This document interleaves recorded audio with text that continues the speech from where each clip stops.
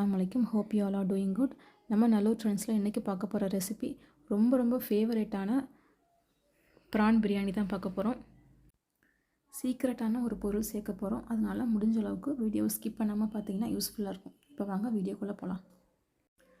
First ப்ரானை நல்லா wash பண்ணி எடுத்துக்கோங்க. நீங்கள் ப்ரானை ஃப்ரிட்ஜில் வைக்க போகிறீங்க அப்படின்னா மஞ்சத்தூளும் கொஞ்சமாக தேங்காய் எண்ணெயும் போட்டு நீங்கள் ஃப்ரிட்ஜில் வச்சிங்கன்னா நெக்ஸ்ட் எடுத்து நீங்கள் சமைக்கும் போது அந்த கவுச்சி வாடை இல்லாமல் இருக்கும். 600 கிராம் பிரியாணி அரிசிக்கு நான் 1/4 கிலோ ப்ரான் எடுத்திருக்கேன். இப்போது ஒரு 10 பாதாம் எடுத்து தண்ணியில் ஊற போட்டுக்கோங்க. முடிஞ்ச அளவுக்கு நல்லா சுடுதண்ணியாக இருந்தீங்கன்னா சீக்கிரமாக அதை தோல் உரிக்கிறதுக்கு ஈஸியாக இருக்கும். இதில் தேவையான அளவு உப்பு, மஞ்சத்தூள், மிளகாத்தூள், தனியாத்தூள் இது எல்லாமே ஒரு டேபிள் ஸ்பூன் போட்டு மிக்ஸ் பண்ணி எடுத்துக்கோங்க.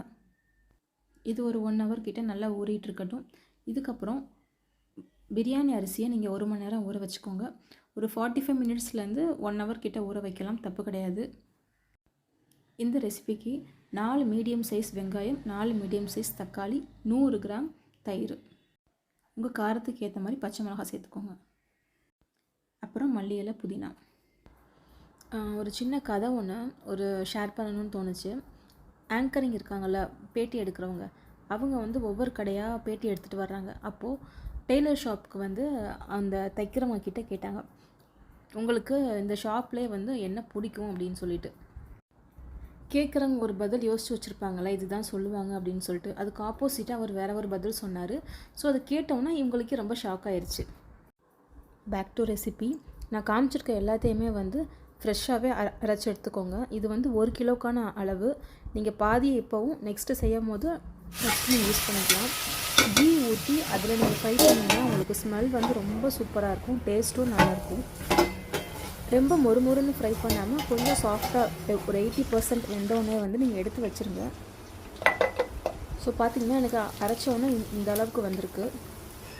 நீங்கள் அதே ஆயிலே 2 ஸ்பூன் பிரியாணி மசாலா ஃபஸ்ட்டு போட்டுக்கோங்க.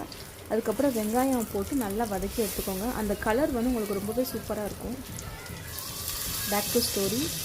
நான் கேட்டிருந்தேன் இல்லையா அவங்க என்ன பதில் சொல்லியிருப்பாங்கன்னு சொல்லிட்டு. இந்த தையல்காரர் சொன்ன பதில் எனக்கு ஊசி தான் இங்கே ரொம்ப பிடிக்கும் அப்படின்னு சொன்னார். கேட்குறவங்க இதில் எவ்வளவோ பொருள் இருக்குது, நான் கூட நீங்கள் சிசர் இல்லைனா துணி இந்த மாதிரி ஏதாவது சொல்லுவீங்கன்னு பார்த்தேன். சின்ன ஊசியே உங்களுக்கு ரொம்ப பிடிச்சிருக்கு அப்படின்னு கேட்குறாங்க. ஊசியும் ரொம்ப பிடிச்சிருக்கு அப்படின்னா சிசரோட வேலை கட் பண்ணுறது, ஊசியோட வேலை சேர்க்குறது. ஸோ அதனால் எப்போவுமே நம்ம என்ன தான் கோணமானாலும் கட் பண்ணாலும் அதை நம்ம சேர்த்து ஒரு ப்ராடக்டாக கொண்டு வரதுக்கு ஊசி ரொம்ப ஹெல்ப் பண்ணும். அதனால எனக்கு ஊசி ரொம்ப பிடிக்கும் அப்படின்னு சொல்லியிருந்தாங்க. இந்த பதிலை கேட்டவொன்னே அவங்களுக்கு ரொம்பவே ஆச்சரியமாக இருந்துச்சு. ஒரு சீக்ரெட் இன்க்ரீடியன்ட் சொல்லியிருந்தீங்க, அது இதுதான். ஒரு 10 பாதாமும் ஒரு 4-5 சில் தேங்காயும் பின்னாடி தோல் உரிச்சிட்டு அதை நல்லா மிக்ஸ் பண்ணிவிட்டு அதில் பால் எடுத்து நீங்கள் இதில் சேர்த்தீங்க அப்படின்னா அவ்வளோ டேஸ்ட்டாக இருக்கும்.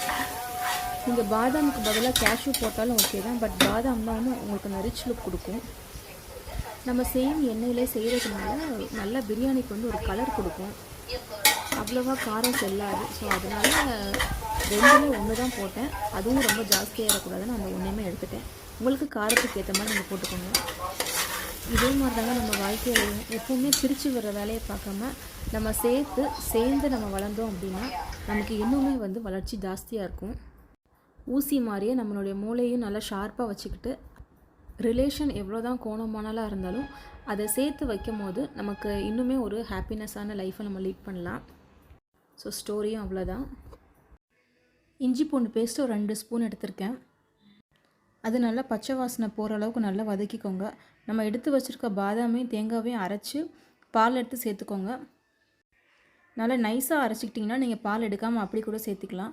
1க்கு 1.25 டம்ளர் தண்ணி ஊற்றுனீங்கன்னா கரெக்டாக இருக்கும். அதுக்கு நீங்கள் 1 மணி நேரம் இல்லைனா 3/4 மணி நேரம் அரிசியை ஊற வச்சுருக்கணும். அப்போ தான் இந்த தண்ணி கரெக்டாக இருக்கும்.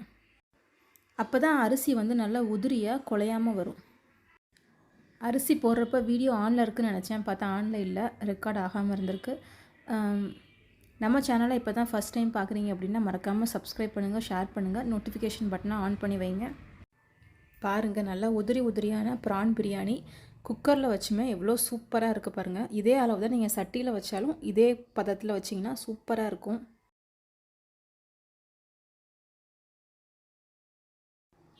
லாஸ்ட்டாக புதினாவை தூவி விட்டுடலாம். சூப்பராக இருக்கும். நீங்களும் இதை கண்டிப்பாக செஞ்சு பார்த்துட்டு எப்படி இருக்குன்னு சொல்லிட்டு டேஸ்ட் பண்ணுங்கள்.